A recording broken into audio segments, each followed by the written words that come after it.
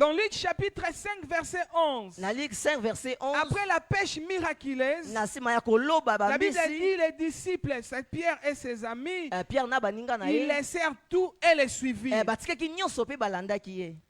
Cela ne signifie pas que Dieu encourage le chômage ou la paresse. Non. Yango elingi koloba ete te nzambe aye kosepela mpona kozanga bozwi to kozanga mosala te. Dieu n'encourage pas les gens qui ne travaillent pas, non. Dieu n'est pas contre le travail, cela ne veut pas dire ça. Plutôt cela veut dire, lorsque quelqu'un veut servir Dieu, ce que Christ voulait nous enseigner, c'est que quelqu'un qui veut servir Dieu, il doit disposer pour Dieu un temps maximum. C'est-à-dire le maximum de son temps. Et que du temps où Dieu t'occupe, où Dieu s'occupe de toi, il n'y a pas une autre personne une autre chose ou une autre personne qui occupe aussi ton temps. Ainsi, pendant ces 3 ans où Jésus voulait investir aux disciples, il les a retirés de tout.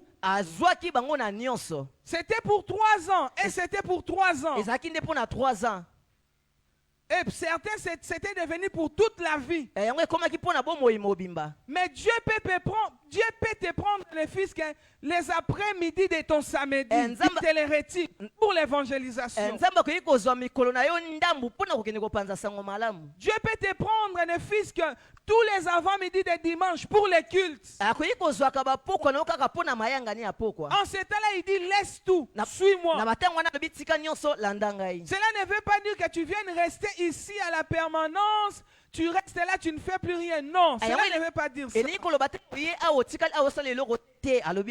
D'ailleurs, Ecclésiaste chapitre 3 dit il y a un temps pour toute chose, chaque chose en son temps. Mais quand Dieu dit suis-moi, si c'est l'ère du culte, c'est l'ère du culte. Qu'une autre chose peut s'occuper de toi ou te préoccuper si ce n'est ce que Dieu veut en ce temps-là. Quand c'est l'ère de l'évangélisation, tu disposes ça pour l'évangélisation, pas autre chose. Amen. C'est-à-dire quand Dieu a besoin de nous, il n'aime pas qu'autre chose puisse nous occuper ou nous préoccuper. Il nous fait du temps complet, il nous veut complètement pendant le temps que lui est en train de s'occuper de nous. Alors bien aimé, si Dieu nous a sauvés, c'est pour que nous puissions aussi lui disposer de notre temps. Ayons un temps pour nos travaux. Disposons aussi le temps pour l'œuvre de Dieu. Amen. Ayons ce que nous pouvons faire pour nos vies. Ayons aussi ce que nous pouvons faire pour Jésus. Si tu peux travailler du lundi au vendredi pour toi, donne même le samedi pour travailler pour Jésus. Si tu peux manger du lundi au mercredi,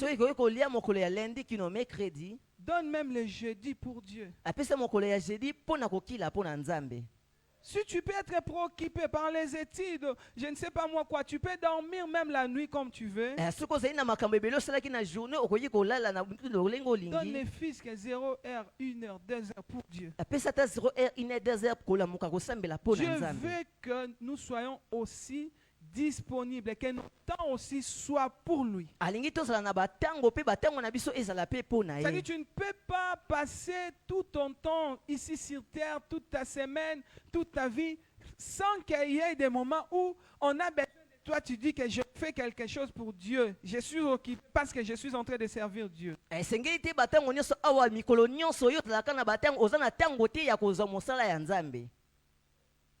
Tu es toujours occupé à tes travaux, mais il n'y a pas un temps pour Dieu. Et le temps pour Dieu et la famille. Et le temps pour Dieu et l'église. Donnez à Dieu aussi votre temps. Un temps où tu dis, je peux tout faire, mais pendant ce temps ici, c'est pour l'intercession. Je mets tous mes 12 heures, de 12 heures à 13 heures, je donne ce temps ici à Dieu, je prie pour les autres. Je donne à Dieu ce temps. En ce temps-là, si tu m'appelles, tu ne m'auras pas. Tu as un rendez-vous avec moi, je ne serai pas dispo parce que c'est le temps de Dieu.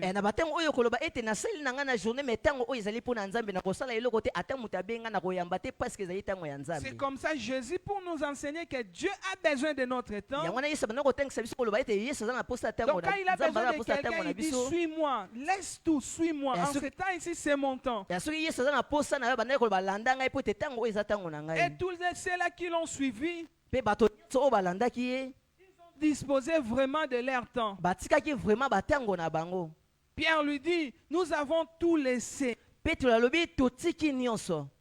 Nous avons tout laissé. Pour certains, ça peut être pour toute leur vie. Mais pour tous les chrétiens, il faut qu'il y ait un moment comme ça où il doit tout laisser pour Dieu. Soit quotidiennement, soit hebdomadairement, soit mensuellement, soit annuellement. Mais le temps de Dieu doit sortir de tout ton temps.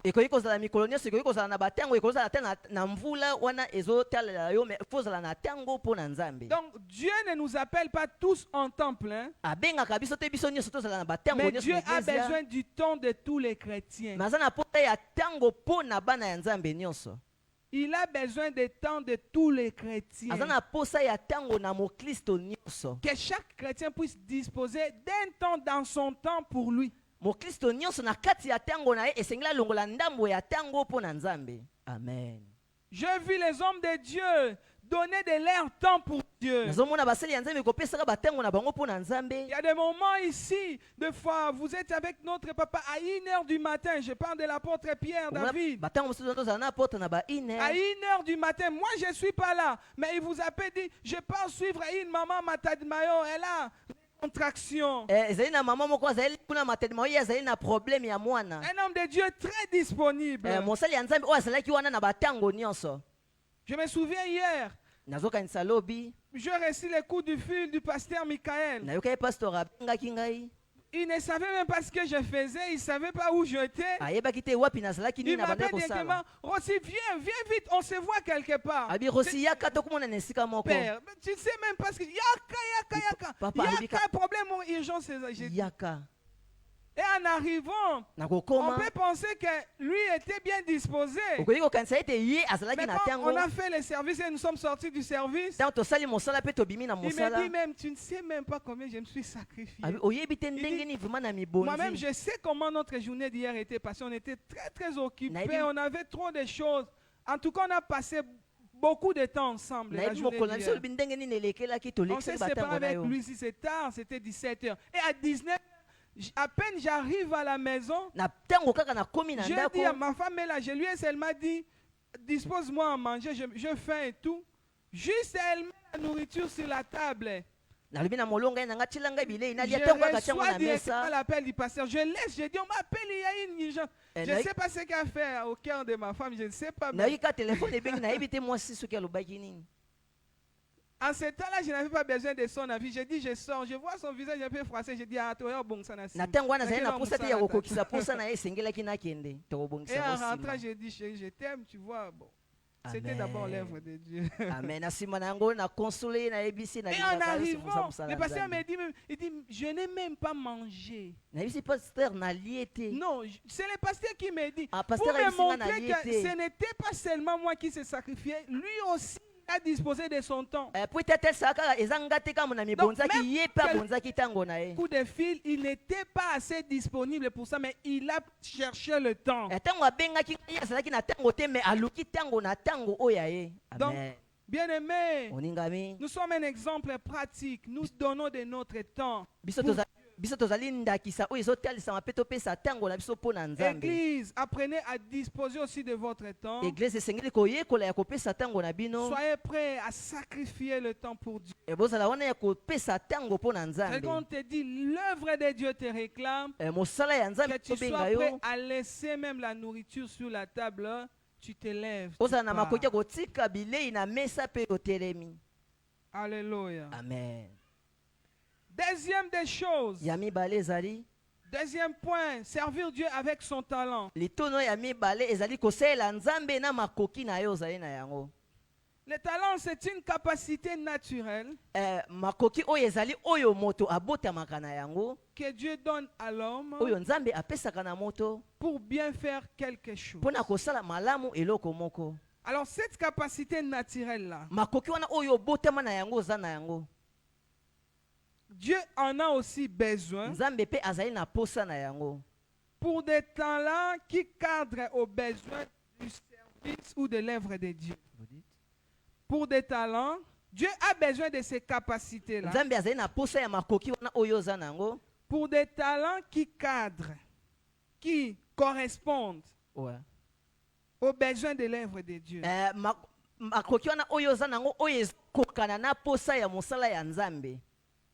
Je vais m'expliquer.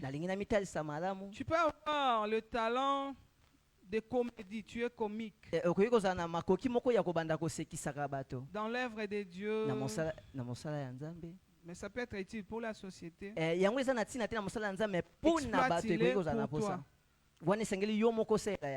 Tu peux avoir le talent de bien jouer au foot. Bon,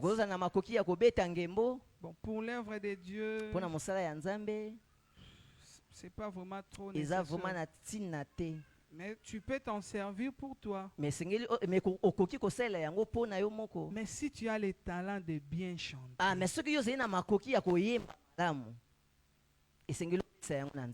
alléluia. Amen. Parce que c'est pas tout le monde qui sait bien chanter. Si tu es capable de bien chanter quand tu chantes, si tu as ces dons-là de savoir bien organiser les choses, tu sais bien organiser les choses, dispose-les pour Dieu.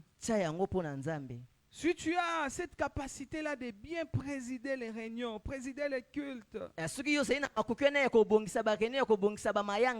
dispose-les pour Dieu. Dans Romains chapitre 12, verset 6. Au verset 8, la Bible nous dit,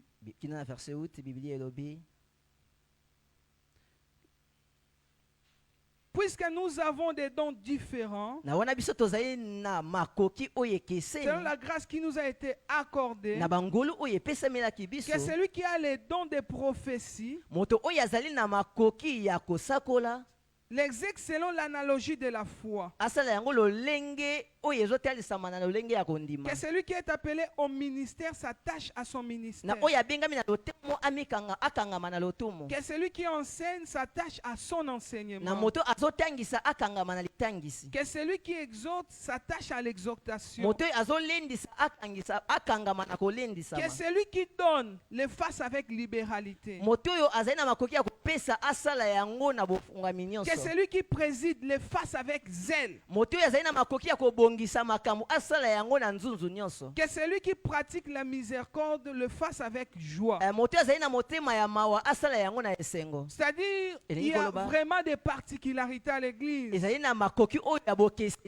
le monde ne fera pas tout. Mais il n'y a personne qui ne fera rien. Mais il y a personne qui ne fera rien. C'est-à-dire, tout le monde aura à faire d'une manière ou d'une autre.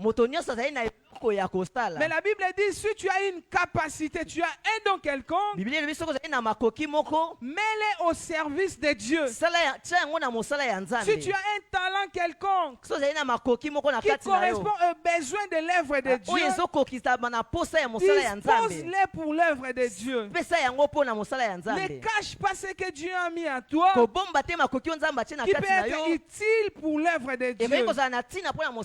Celui qui joue au drum les joue bien. Celui qui fait les protocoles les fait bien. Celui qui joue les claviers les joue bien. Et celui qui enseigne, qui l'enseigne bien. C'est celui qui organise l'église, qui l'organise bien, les diaconats. Et celui qui est au ministère de la parole qu'ils prêchent, qu'ils prêchent bien. Tous fassent bien leur travail. Dans Matthieu chapitre 25, verset 14 au verset 30. Pour ceux qui écrivent Matthieu 25, verset 14 au verset 30. Dieu nous parle, c'est Jésus, il donne la parabole des talents. Il dit, il a donné à l'un 5 talents, à l'autre 3, à l'autre 1 talent, à chacun selon sa capacité. Dieu sait que tout le monde n'a pas la même capacité que les autres. Dieu connaît la capacité de chacun de nous. Mais la Bible ne dit pas que les faibles étaient mais vides. C'est-à-dire, même s'il a une faible capacité, on lui a confié un fils qui a un seul talent. C'est-à-dire, bien aimé, si tu cherches bien en toi, tu cherches bien, tu trouveras quelque chose que Dieu a mis en toi qui nous sera utile ici à l'église. Même ceux-là qui ont des talents déjà, qui ont déjà découvert leur capacité, peut-être vous ne savez pas comment le mettre à la disposition de l'église.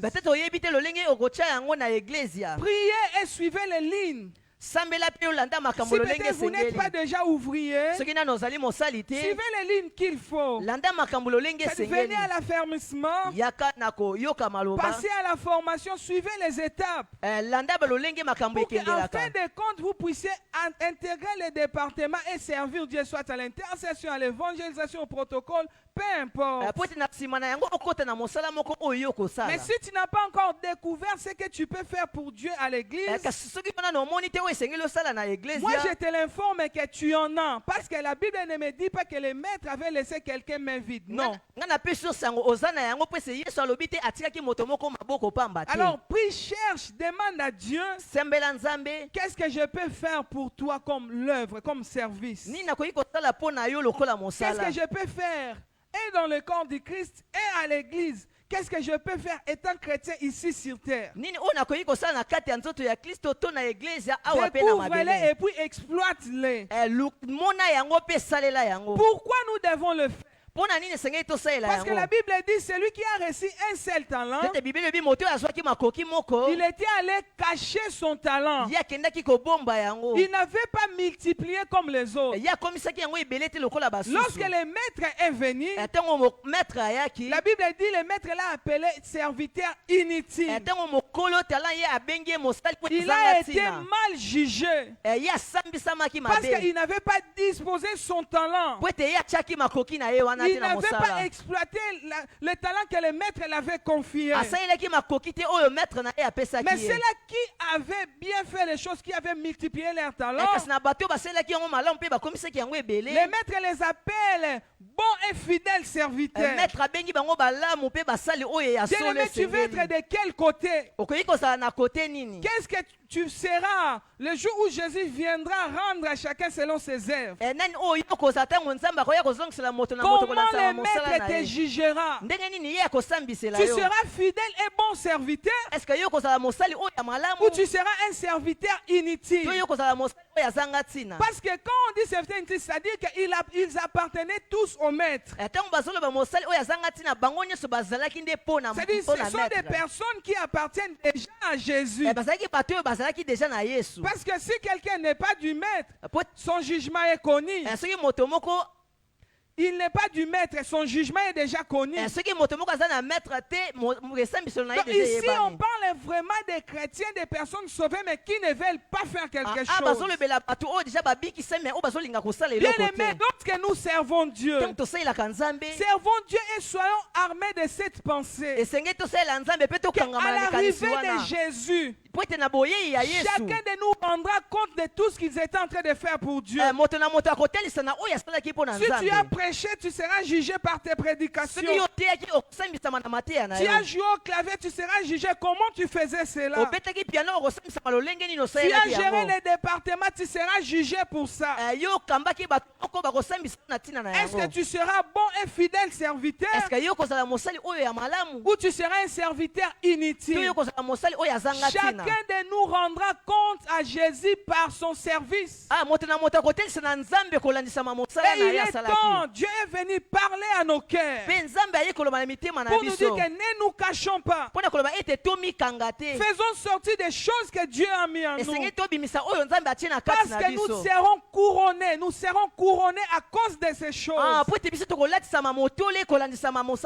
Il se peut que ce soit des blessures. Il se peut que ce soit des mauvais souvenirs. Qui peut dire à certaines personnes que je n'aime plus servir Dieu à l'église à cause des choses que j'ai vécues dans ma vie. C'est-à-dire, j'avais voulu être au protocole, j'avais de bonnes intentions, mais là où j'étais dans l'église où j'étais, ou même ici peut-être dans la même assemblée, la façon dont les sœurs me regardaient, les mamans me regardaient, bien-aimé, tu es en train de cacher un talent que Dieu a mis en toi. Ces serviteurs, il avait de bonnes raisons pour lesquelles il cachait ses talents. Il dit, je connaissais la rigueur de mon maître. Je connaissais sa rigueur. J'ai de bonnes intentions. Je ne veux plus de problèmes avec mon maître. Ainsi, je vais cacher mon talent. Mais le maître dit, si tu savais que ça allait être comme ça, il fallait même trouver une autre solution, donnez-les au banquier. Si au protocole tu es mal à l'aise, servir Dieu n'est pas seulement le protocole. Trouve autre canal par lequel tu peux servir Dieu. Parce que quelles que soient les raisons que tu vas pousser, quelles que soient les bonnes raisons pour lesquelles tu voudras plus servir Dieu, sache que le maître te jugera. Il te dira, si tu savais que ça allait être ainsi, si tu avais besoin de la paix, tu ne voulais plus toucher au protocole, tu ne voulais plus, il fallait au moins que tu ailles ne fût-ce que visiter les malades. Il fallait au moins aller maison à maison. Il fallait au moins aller assister les orphelins. Mais toi, tu es resté à la maison à cause des blessures. Tu as caché des choses que j'avais mis en toi, qui pouvaient profiter aux autres. Dans Ecclésiaste chapitre 9 verset 10, la Bible dit, ce que ta main trouve à faire, fais-le avec force. Bien aimé, si Dieu te met quelque chose à cœur, sois prêt à payer des prix pour ça. Ce que ta main trouve à faire, fais-le avec force. Si tu sens que je dois évoluer à l'intercession, engage-toi fortement à l'intercession. Si tu trouves que Dieu m'appelle à l'évangélisation, engage-toi fortement à l'évangélisation. Si tu trouves que je dois servir au protocole, fais-le avec force. Fais-le sans négligence, avec fidélité. Sois prêt à payer des prix qu'il faut pour quelque chose que tu sens que Dieu t'appelle à cela. Dans Jean chapitre 9 verset 4, Jésus dit, il est temps, pendant qu'il est jour, que je fasse l'œuvre de mon Père. Parce que la nuit vient, personne ne pourra travailler. Bien-aimé, ne pense pas que tu as tout le temps pour servir Dieu. Ne dis pas que si je ne le fais pas aujourd'hui, demain je le ferai. Le lendemain ne t'appartient pas. Jésus dit, tandis Tandis qu'il est jour, tant que j'ai l'occasion, je dois servir Dieu. Parce que la nuit vient, personne ne pourra travailler. Il y a un temps pour travailler et il y a un temps pour rendre compte des choses que nous avons fait pour Dieu. Si tu découvres des capacités en toi, oublie tes blessures, mets-les à la disposition de l'œuvre de Dieu. Car la nuit vient où personne ne pourra travailler. Si tu as 30 ans, 50 ans de vie, ce n'est pas une éternité. Prends ton temps de maximiser ton œuvre ici sur terre. Fais de ton mieux de faire quand l'occasion se présente. Quand tu te vois devant un pécheur, ne rate pas l'occasion de l'évangile. Quand tu n'as pas tout le temps pour ça, il y aura un temps où tu mourras, tu n'évangéliseras plus. Tu iras plutôt rendre compte pour savoir qu'est-ce que tu avais fait aux pécheurs qui étaient avec toi dans une même classe. Qu'est-ce que tu avais fait aux pécheurs qui étaient avec toi dans un même marché? Qu'est-ce que tu avais fait aux pécheurs que tu as vus dans ton quartier? Donc, si tu as l'occasion, si tu trouves un pécheur, prêche-le. Si tu trouves quelqu'un dans les problèmes, prie pour lui. Saisis les occasions de servir Dieu. Tant que tu en as l'occasion, tandis qu'il est jour, sers Dieu. Parce que la nuit vient, personne ne pourra travailler. Même Jésus lui-même reconnaît, il y aura un moment où ça ne sera plus comme ça. Tant qu'il est temps, il faut que je le fasse.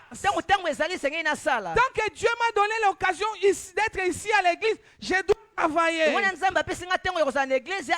Parce qu'à un moment, il peut me rappeler, il prend mon âme. C'est fini, je ne veux plus prêcher. En ce temps-là, je n'aurai plus le temps d'aller visiter les malades.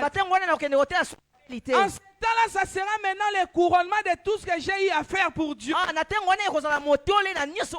tant que tu as envie, bien-aimé, maximise tes chances de ta couronne. Tant que Dieu te donne l'occasion, sers Dieu avec force. Tout ce que ta main trouve à faire, fais-le avec force. Et saisis l'occasion tant que tu en as. C'est-à-dire, si tu vois un malade, c'est une occasion de servir Dieu. Si tu vois un pécheur, c'est une occasion de servir Dieu. Ce n'est pas une bonne occasion pour se moquer. Les malheureux tout autour de nous ne sont pas des sujets de moquerie. Les mauvaises personnes tout autour de nous ne sont pas des sujets de haine. Des fois, Dieu les place là pour nous donner l'occasion de travailler pour Dieu. Je parle à un cœur ce matin. C'est à toi que Dieu parle. C'est à toi que Dieu parle. Il dit saisis l'occasion. Tant que tu en as l'occasion, tu n'as pas tous les 100 ans ici sur terre. Un jour tu partiras.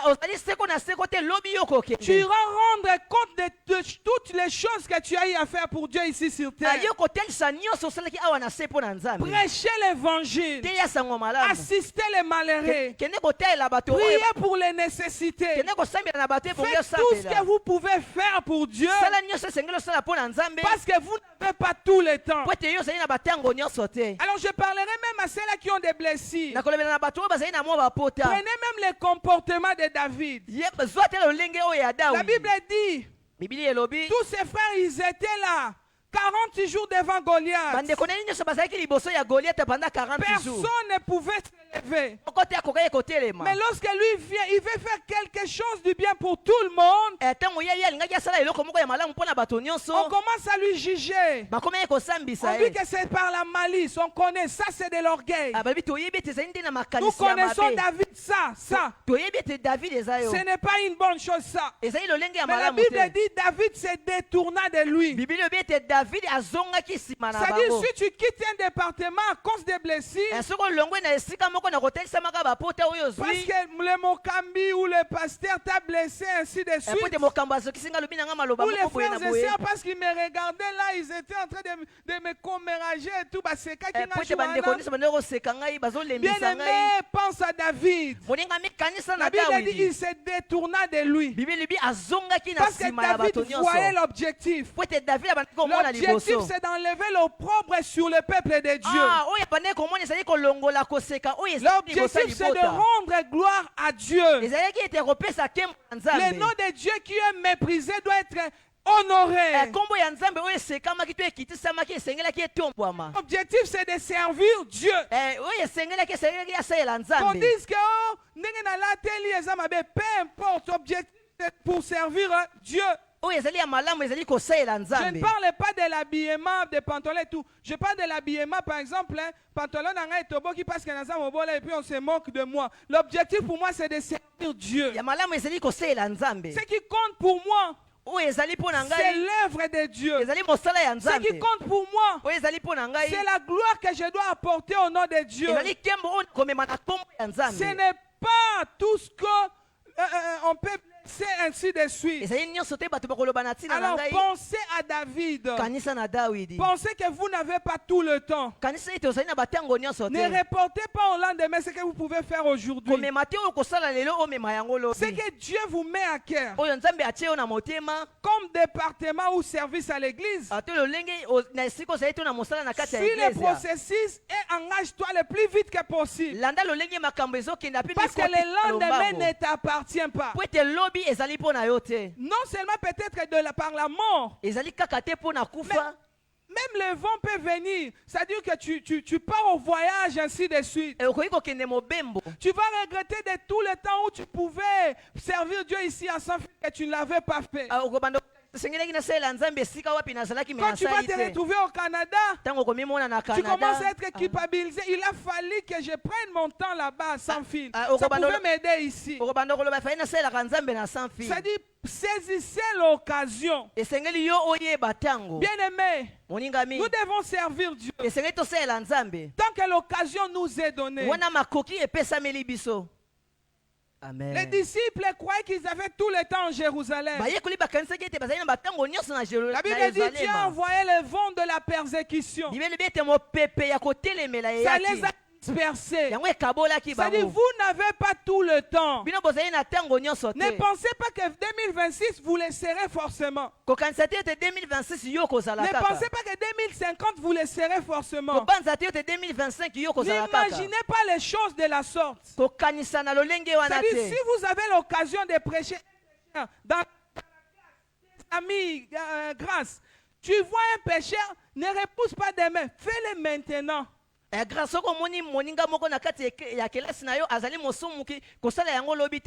que je le ferai lundi. Qui te dit que tu arriveras lundi? Ne dis pas que je le ferai dans 2026. Qui te dit que 2026 t'appartient? Donc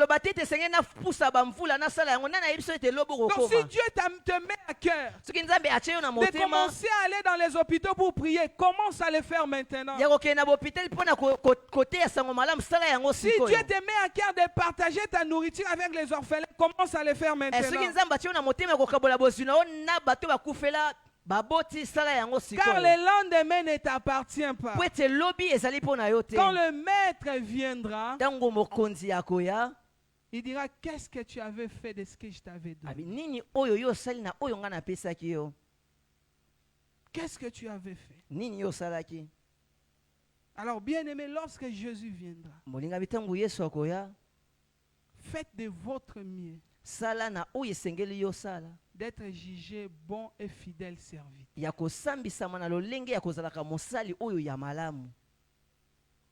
À l'occasion des suivis, ne ratez pas. Quand les pasteurs nous convoquent, c'est les suivis. Fais-les. Tu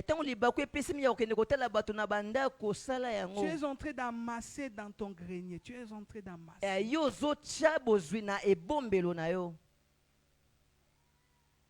Nous avons eu à servir Dieu.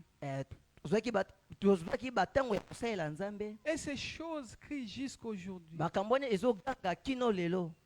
Des fois, je me dis de certains problèmes que Dieu m'a sortis. Ça peut être trois choses. L'une des choses, j'ai dit, il se peut parce que je me souviens, j'étais enfant, mais j'avais vu ma maman aller offrir à Dieu. J'étais là avec elle dans son culte, dans ce culte maintenant. Je n'ai jamais oublié ça.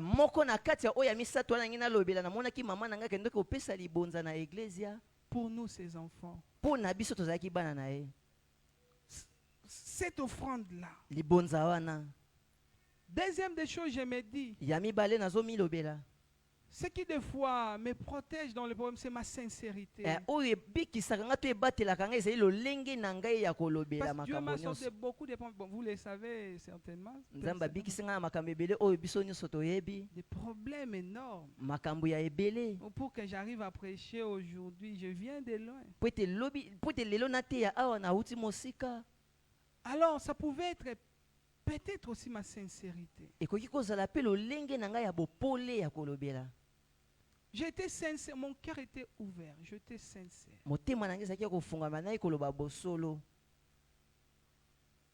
Je n'ai pas dit qu'un zéro babosolo, j'ai dit j'étais sincère. Amen. Et troisièmement, je crois que c'est ce qu'on a eu à faire pour Dieu. Parce que je me souviens, quand les hommes de Dieu ont appris des problèmes, ils ont appris des choses qui étaient arrivées. Je vois Papa Jimmy, Pasteur Michael, Thomas Samuel, les gens pleuraient. Ils ne pleuraient pas la personne de Rossi. Ils pleuraient des choses qui allaient être enterrées, qu'ils avaient vues. Parce que depuis les temps, il arrive jusqu'aujourd'hui, certaines personnes, lorsqu'on se croise avec eux, ils nous rappellent des choses, tu vois. Quand on était, tu vois, des choses qu'on a fait, j'ai fait, c'est passé, c'est fini. Mais l'histoire est restée. C'est-à-dire, quand tu ne seras plus ici à 100 fils, qu'on dise qu'il y a eu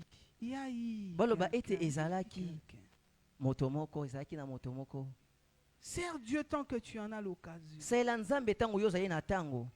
vrai, tous nous n'aurons pas la même capacité, j'insiste. Mais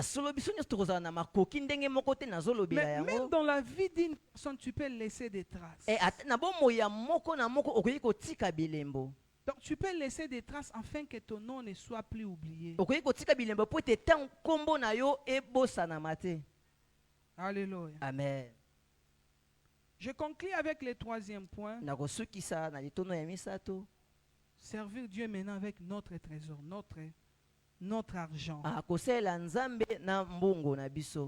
Bien aimé, l'argent est aussi l'une des choses que nous devons disposer lorsque nous servons Dieu. Il n'y a pas de papier.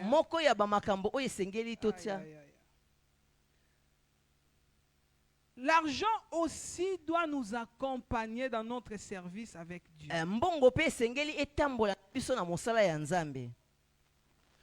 Je ne veux pas, merci beaucoup. Je ne veux pas avoir beaucoup d'exemples. Hein. Vu le temps. Mais je prends seulement l'enseignement de Jésus.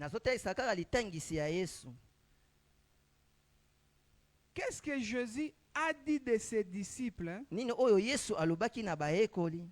De leur comportement vis-à-vis de leur trésor. C'est-à-dire quand Jésus voulait enseigner du trésor de ses disciples, qu'est-ce qu'il a dit? Matthieu chapitre 6. Matthieu chapitre 6. Verset 19 au verset 20. Verset 19 qui donne à verset 20. Il dit, ne vous amassez pas de trésors sur la terre, où la terre et la rouille détruisent. Nabisika oyo, Amen. Et où les voleurs percent et dérobent. Vous comprenez les conseils de Jésus? Il dit, ne rassemblez pas votre argent pour des choses terrestres. Ça peut être volé, ça peut être détruit. Quand on parle des voleurs, vous savez souvent, le voleur, dans le sens figuré, je peux parler du diable. C'est-à-dire, vous placez votre finance, votre argent, vos moyens, vos richesses, dans une position où les moyens, c'est-à-dire vos moyens, sont exposés à l'action du diable.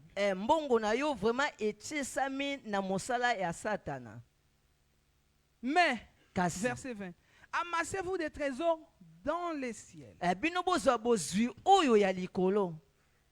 Donc, pas sur la terre. Ne mettez pas à la portée de Satan et des mauvaises personnes.